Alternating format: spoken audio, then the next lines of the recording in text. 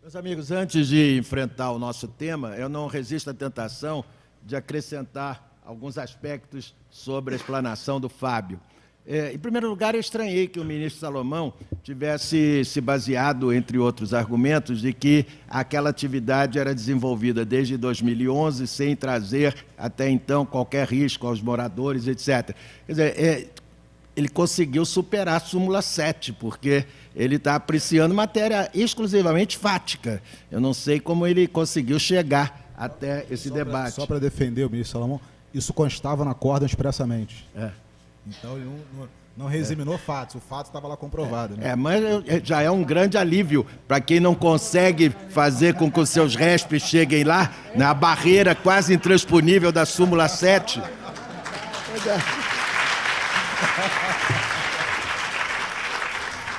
Eu vou citar várias vezes esse acórdão, quando a terceira vice ainda admitiu o meu recurso, dizendo que é matéria fática. Bom, então essa é a minha primeira estranheza. A segunda estranheza é que, na verdade, eu acho que não foi enfrentado o tema central, que é o grande problema entre o direito individual, as faculdades do domínio e o interesse coletivo. Esse é que é o grande tema que envolve isso. Nós devemos sacrificar o direito individual no altar do interesse coletivo.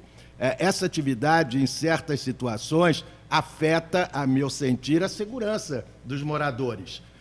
Então, eu imaginaria, para provocar a seguinte hipótese: seria absurdo que um condômino movesse uma ação contra o condômino vizinho que aluga o seu imóvel na forma dessa plataforma, invocando o dispositivo do direito de vizinhança, os famosos 3 S's, né? Diz o Código, no capítulo, no artigo inaugural dos direitos de vizinhança, que o proprietário ou possuidor de um imóvel pode pedir uma sentença que faça cessar as interferências, né, emanadas do imóvel vizinho, que coloque em risco a sua segurança, sossego e saúde.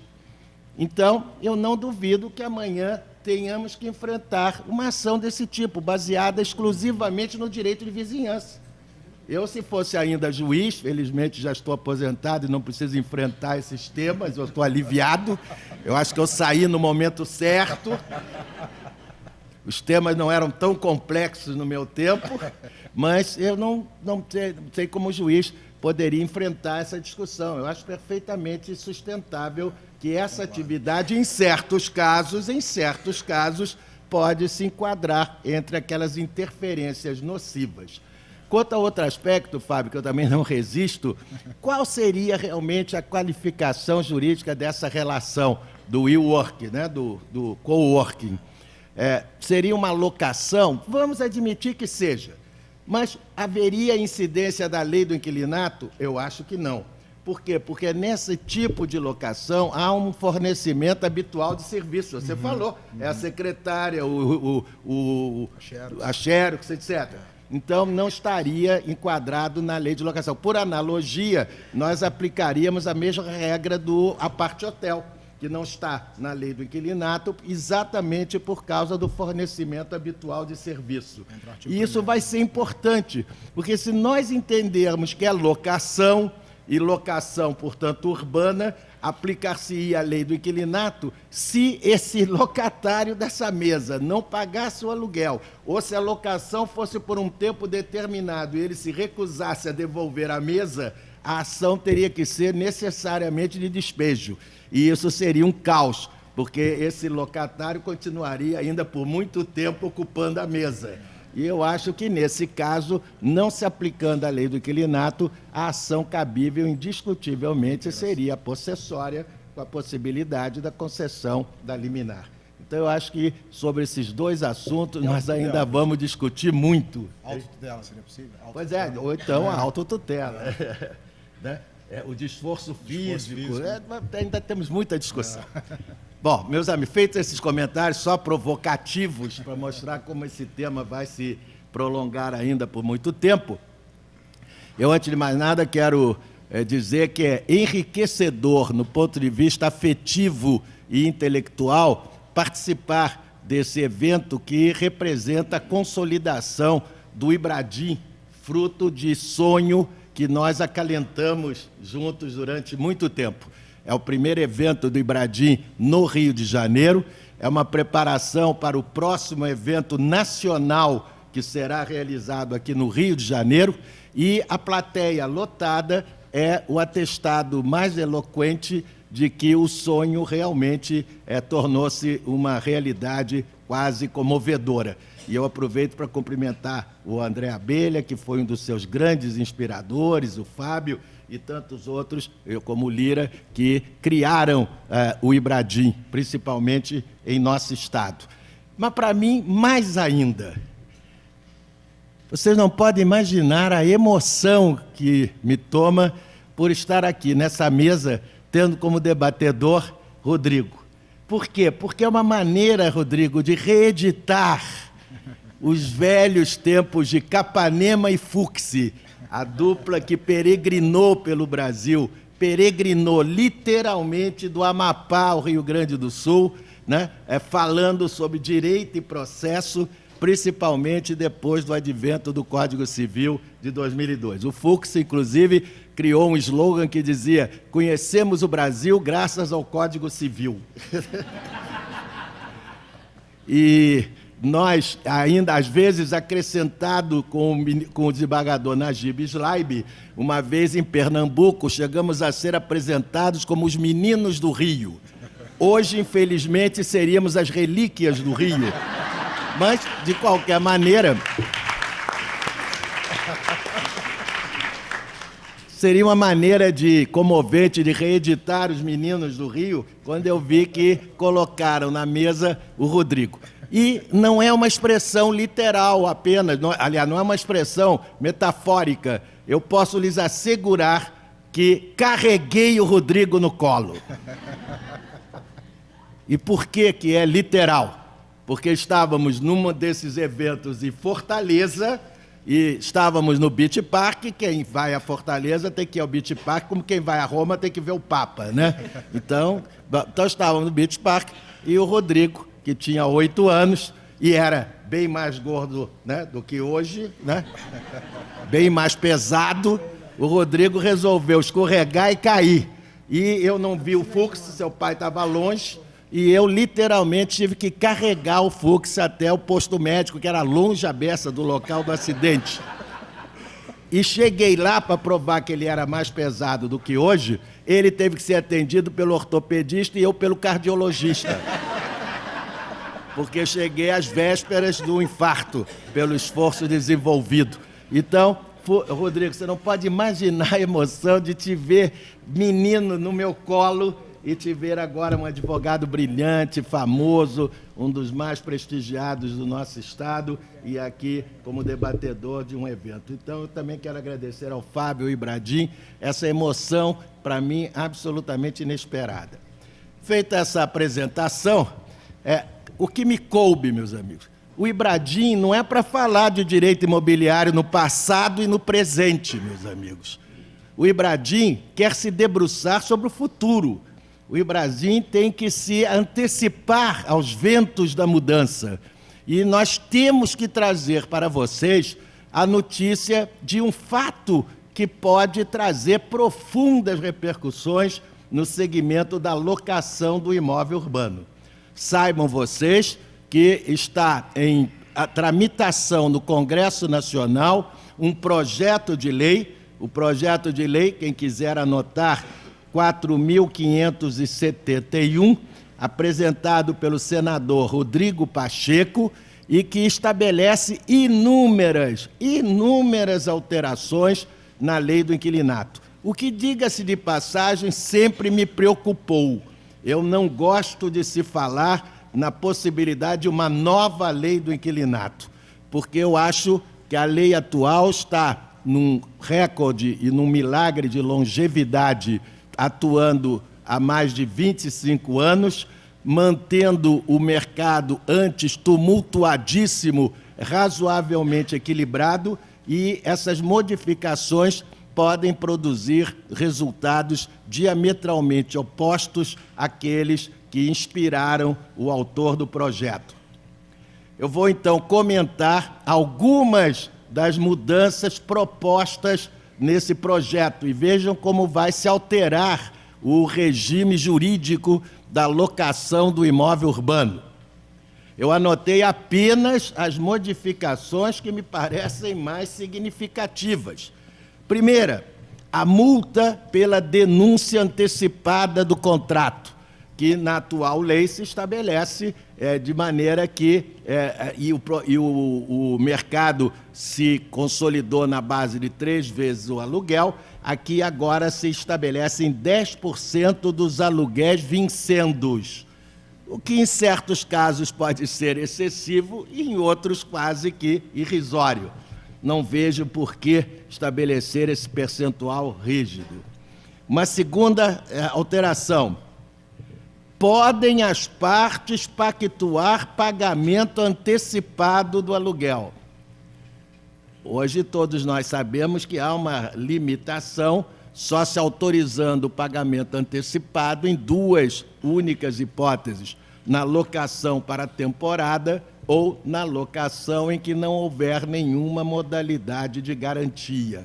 Isso, então, ficaria superado com essa nova regra de que é perfeitamente válido pactuar o pagamento antecipado do aluguel em qualquer tipo de locação.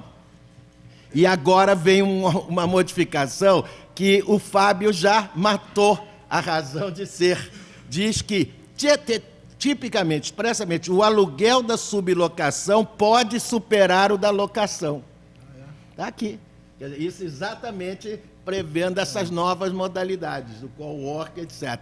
Então, também rompe-se a tese de que o aluguel da sublocação não pode ultrapassar o da locação, salvo nas casas de habitação coletiva, em que pode ir até o dobro do valor da locação. Qual foi o objetivo da lei do inquilinato na época? Era coibir o que se chamava a indústria da sublocação, em que pessoas se valiam do patrimônio do locador para enriquecer às custas das famosas casas de cômodo, as cabeças de porco, como se dizia antigamente, sublocando o imóvel, criando uma espécie de favela, né, social. Então, agora, certamente, para facilitar esses novos modelos, se estabeleceu no projeto expressamente que o aluguel da sublocação pode superar o da locação, sem nenhum limite, não colocou o dobro ou o triplo, pode superar o da locação. A caução em dinheiro, meus amigos, fica limitada a 3 aluguéis apenas na locação residencial. Ou seja, na locação não residencial, a caução em dinheiro poderá ser feita sem qualquer limitação, poderá ser de 6 vezes, o que pode acabar com a garantia da capitalização. Não haveria necessidade do título de capitalização se puder fazer uma caução de 6 meses, ou de 10 meses, ou de 12 meses. Então, também vai ser uma mudança de grande impacto. Agora, uma outra importantíssima. Dispensa-se a audiência de conciliação nas ações locatícias, a não ser na ação revisional de aluguel.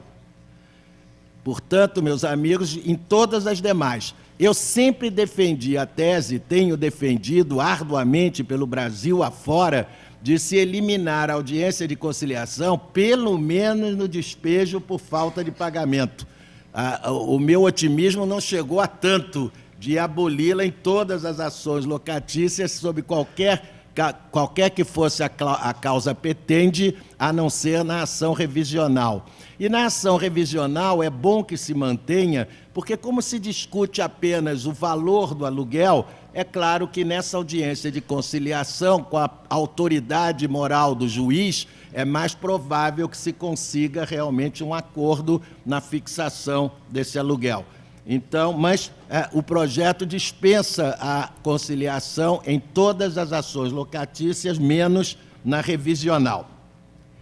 Dispositivo expresso dizendo todos os prazos em ações locatícias serão contados em dias corridos, na contramão, portanto, do Código de Processo Civil. Qual a razão de ser?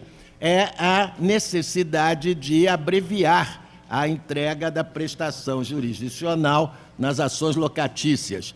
Eu sempre disse que uma das causas de acirramento de ânimos entre locadores e locatários era a demora exasperante na solução das ações locatícias, especialmente as de despejo. E uma das bandeiras que a lei do inquilinato atual levantou foi exatamente a de tornar as ações locatícias mais efetivas.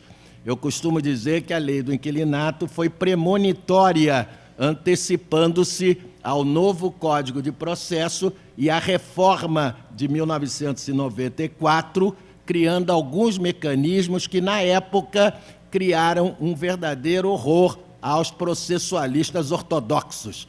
Eu me lembro perfeitamente do horror de Wilson Marques, de saudosíssima memória, um processualista ortodoxo, quando leu pela primeira vez a lei do inquilinato e deparou-se com aquele artigo que dizia que em determinadas ações de despejo, cujo rito era o ordinário, o juiz poderia conceder medidas liminares. E o Wilson, encontrando-se comigo e valendo-se da intimidade que tínhamos, me disse: Capanema, você pode entender muito de locação, mas de processo você é uma besta quadrada.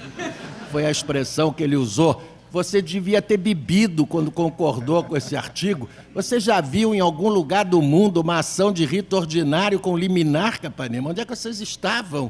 Liminar só em ações de rito especial, como mandado de segurança, possessórias, etc., mas não em ação de rito ordinário. Ou tem rito ordinário, ou tem liminar. E eu disse: mas Wilson, então você não leu com atenção o projeto, porque o projeto diz: as ações de despejo terão o rito ordinário, vírgula, salvo as modificações constantes deste capítulo. Ou seja, eu reconheço que é um rito ordinário meio ordinário, mas, de qualquer maneira, continua sendo um rito ordinário. E ele, não convencido, disse: Silvio, se vocês apenas arranhassem o processo, eu até me conformava, mas vocês causaram uma fratura exposta do processo. 4 anos depois, veio a reforma de 1994 e introduziu o quê? A antecipação da tutela de mérito nas ações de rito ordinário. Aí eu não resisti à tentação de encontrar-me com ele e dizer: seus companheiros que reformaram o CBC são umas bestas quadradas, né? Ele sempre encontrou uma solução, eles não se rendem, não, mas a antecipação não é a mesma coisa de liminar, etc. Não quis entregar os pontos. Mas vocês vejam que a lei foi premonitória. Então, eu acho que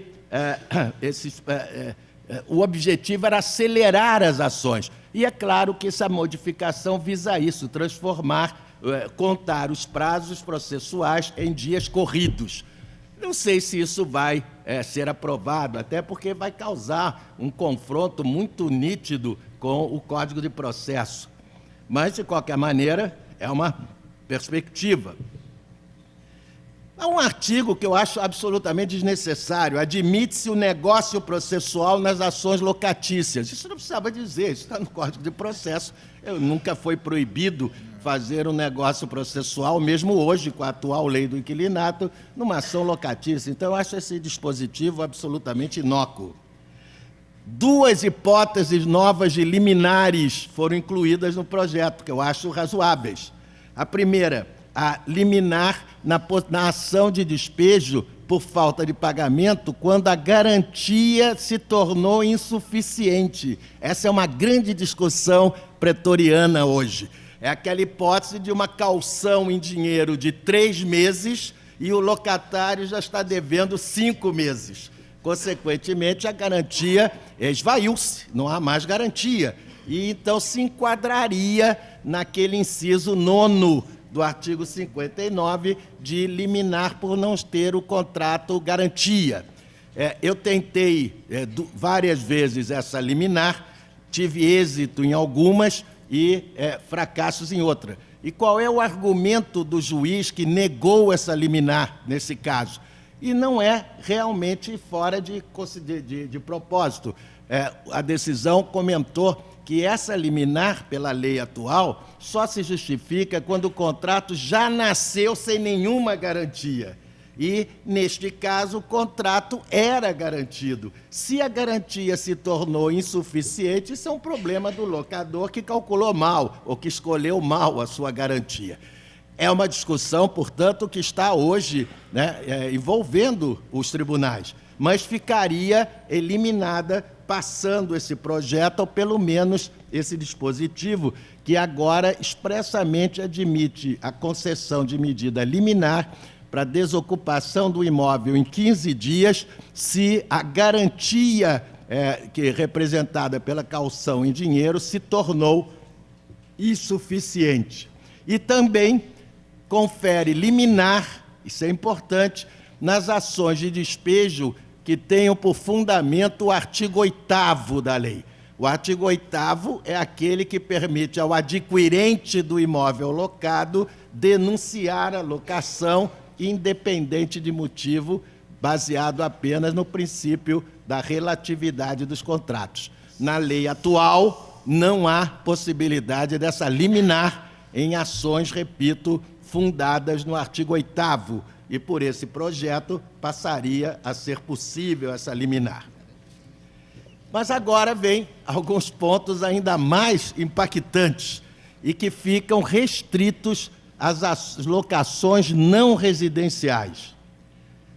Há logo um primeiro artigo, certamente inspirado pela recente lei de liberdade econômica, que começa dizendo que nas locações não residenciais, em que a densidade social não é tão grande, haveria livre negociação de cláusulas, ou seja, amplia-se de maneira considerável o território da autonomia privada, respeitar-se-ia o que as partes livremente ajustaram, diante da ausência de uma densidade social maior nesse tipo de locação. E começa logo dizendo que, entre as cláusulas que as partes poderão ajustar livremente, ela cita as seguintes: o pagamento antecipado do aluguel. Segundo, a constituição de 2 ou mais garantias, sem qualquer limitação de valor, ou seja, supera-se o artigo que diz que não é possível dupla garantia, chegando a ser ilícito penal exigir 2 modalidades de garantia, pois na locação não residencial isso passaria a ser permitido. E agora vem um ponto que eu considero extremamente polêmico e manifesto desde logo a minha oposição. Disse que é perfeitamente válida a renúncia prévia ao direito de preferência. Eu acho que na locação não residencial, principalmente destinada à atividade comercial, eliminar o direito de preferência do locatário fragiliza muito o fundo empresarial, que tem também uma grande densidade social e econômica. Eu não vejo justificativa nem social, nem econômica para eliminar o direito de preferência só porque se trata de locação não residencial. Aliás, o direito de preferência sempre foi considerado muito mais importante nessas locações em que o fundo empresarial exige a permanência do locatário no imóvel, onde ele conquistou com seu trabalho diuturno a sua clientela. Então, imagine um locatário comercial que está há anos instalado num local, digamos um restaurante, conquistou a sua clientela e, de repente, o locador resolve vender o imóvel e ele nem sequer teria garantido o seu direito de preferência para manter o seu ponto de comércio. Então, eu acho que esse dispositivo vai suscitar as maiores controvérsias no próprio parlamento. E, finalmente, aí sim, agora uma novidade. agora uma novidade que me surpreendeu. Há um dispositivo enorme, bem longo, disciplinando pela primeira vez na história, só não digo pela primeira vez na história desse país, para não relembrar certa fase política, né? Mas pela primeira vez na história do inquilinato, se disciplina a locação, Abelha, pelo superficiário. Coisa estranha, quer dizer, o direito de superfície até hoje não pegou muito na sociedade brasileira. O grande mestre foi o nosso querido Lira, né, seu pai, para grande orgulho seu. Mas então o direito de superfície não é muito praticado entre nós, pelo menos até hoje. Pois agora esse projeto resolve dedicar vários dispositivos à locação feita pelo superficiário, ou seja, alguém que adquire o direito de usar a superfície de um imóvel, desde que não esteja ela construída nem plantada, portanto, um imóvel ocioso. Então, alguém adquire onerosamente essa superfície e poderá nela construir e, mais ainda, alugar essas acessões feitas sobre a superfície.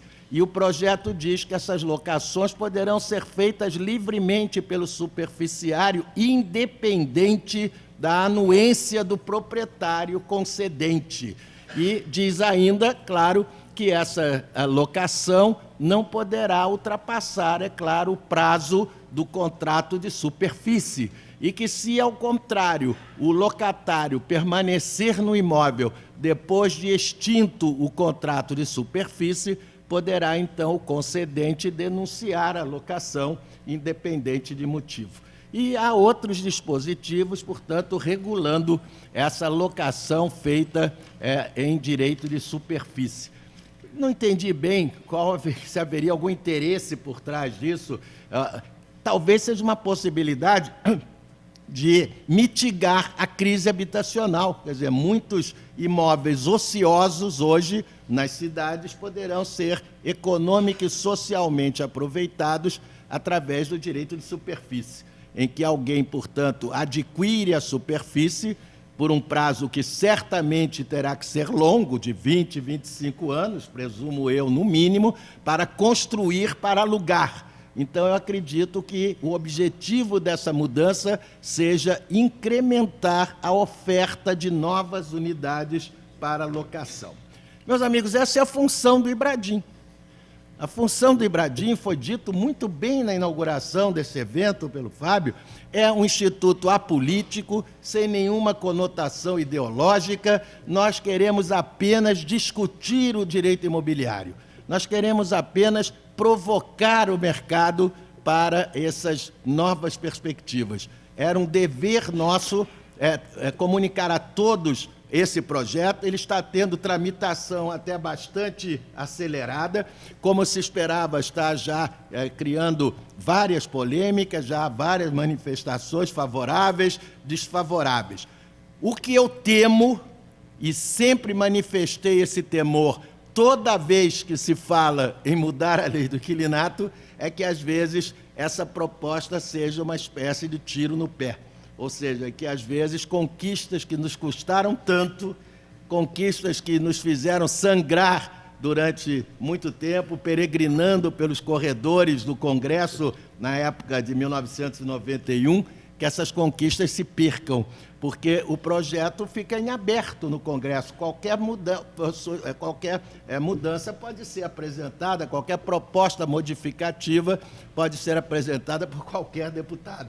E eu acho que qualquer tipo de projeto igual a esse pode trazer, ao contrário, um retrocesso, voltando a tumultuar o ambiente que a lei do inquilinato, com tanto esforço, conseguiu pacificar. É dever, portanto, nosso, dever do IBRADIM e de seus membros e de todos aqueles que ainda não ingressaram no IBRADIM, mas militam no oceânico mundo do direito imobiliário, é dever nosso estar atentos para esse projeto.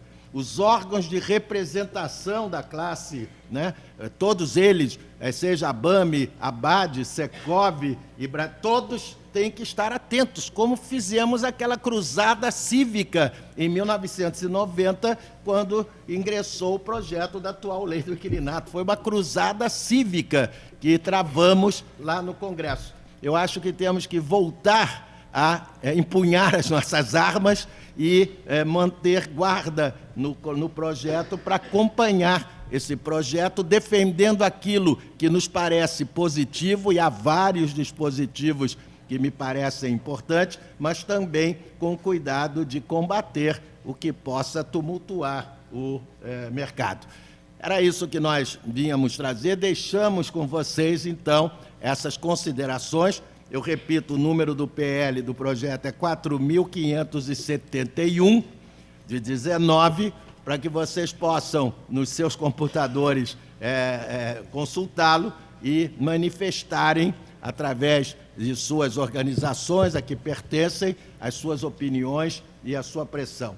Muito obrigado a todos. Mais uma vez, muito obrigado, Fábio, por me permitir esse convívio repetido com a família Fux. Também quero agradecer, ela já teve que se retirar, a Ana, pelas referências tão carinhosas que fez. Também tive a honra de ser professor dela e do irmão. Aliás, eu não gosto de dizer de quem foi meu aluno, porque eu costumo dizer que eu estou tão velho, mas eu estou tão velho que eu já tenho ex-aluno ministro do STJ, que foi citado aqui, que é o Belize. Belize foi meu aluno no bacharelado na Cândido Mendes. Então, quando eu me dirijo a ele, ministro Belize, e me lembro que fui professor dele, é o atestado mais eloquente de decrepitude absoluta, né? Então, esse encontro tem sido, para mim, uma reminiscência afetiva muito comovente. E até a única coisa que me deixa feliz é que eu passei nesse teste coronariano, que aos 81 anos é sempre bom refazer de vez em quando. A emoção foi tão grande, Fux, ao vê-lo na mesa, que eu cheguei à conclusão que, pelo menos por hora, está adiada a possibilidade de um infarto. Muito obrigado a vocês.